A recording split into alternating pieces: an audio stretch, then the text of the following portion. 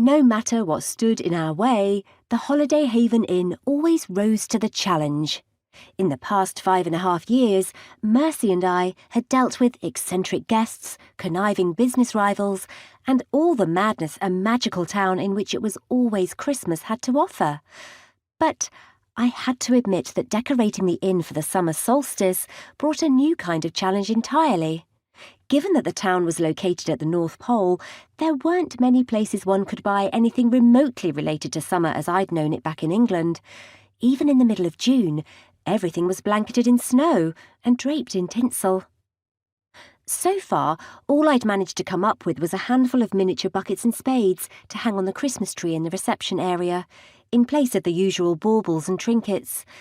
As I lined up the new decorations on the desk, I ran through a mental list of all the summery-themed items I knew, and then gave up and asked my best friend. "Any ideas, Mercy?" "Sunbeams instead of snowflakes?" she suggested. "Sandals instead of stockings? Hey, I know who we can ask about what to use instead of Santa hats." "I am not texting my parents, Mercy," I sternly told her. "They'll show up on our doorstep with a crate of ridiculous hats shaped like ice cream cones that sing 'I do like to be beside the seaside.'"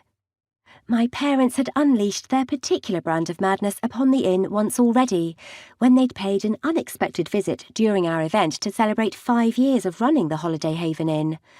In fairness to them, it had all worked out in the end, but not without a significant number of hair-raising experiences for all of us. Or hat-raising, as it were. Novelty hats were the Highcrest family business, and despite my best efforts to avoid their questionable fashion choices, even going as far as to fly to the North Pole to escape, they hadn't entirely given up on the idea of me applying the creative magic I'd inherited to headwear instead of running a magical inn.